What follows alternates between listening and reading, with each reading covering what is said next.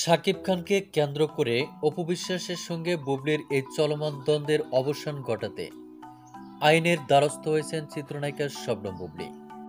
তাই তার বিস্তারিত জানতে অবশ্যই ভিডিওটি না টেনে শুরু থেকে শেষ পর্যন্ত দেখে সঙ্গেই থাকুন। প্রিয় দর্শক, সোশ্যাল মিডিয়া সহ বিভিন্ন মাধ্যমে প্রায় বিভিন্ন ধরনের হেনস্থার শিকার হতে হয় বুবলিকে। এবার সেসব রুখে দেওয়ার জন্য পদক্ষেপ নিলেন চিত্রনায়িকা শবনম বুবলি। সোশ্যালে মিথ্যা বানোয়াট, অরুচিকর ও ভিত্তিহীন তথ্য প্রচারের অভিযোগে পুলিশের দ্বারস্থ হয়েছেন এ নায়িকা।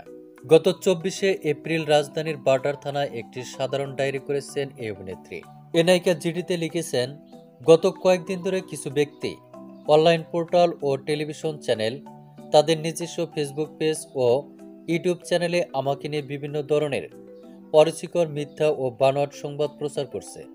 এ অবস্থায় বিষয়টি সাধারণ ডায়েরিভুক্ত করে রাখা একান্ত প্রয়োজন বলে মনে করছি। এদিকে পুলিশের সূত্রে জানা গেছে, প্রতিদিনের চিত্র, জমশেদ ভাই, মৌ সুলতানা, সনি কমিউনিকেশ, এসকে উজ্জ্বল, সোনিয়া শিমু, ফেরদুস কবির, আবুল হোসেন তুফান, শাহিনুর আক্তার, জাহিদুল ইসলাম আপন সহ 15 থেকে 20টি ফেসবুক পেজ ও ইউটিউব চ্যানেলের নাম উল্লেখ করেছেন বুবলি। তার অভিযোগের তালিকায় 4টি গণমাধ্যমের নামও রয়েছে।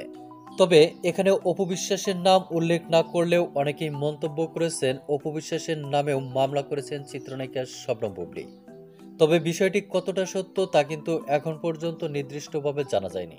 তো প্রিয় দর্শক, এ বিষয়ে আপনার কি মন্তব্য তা আপনার ধারণা মোতাবেক কমেন্ট করে জানিয়ে দিন নিচের কমেন্ট বক্সে।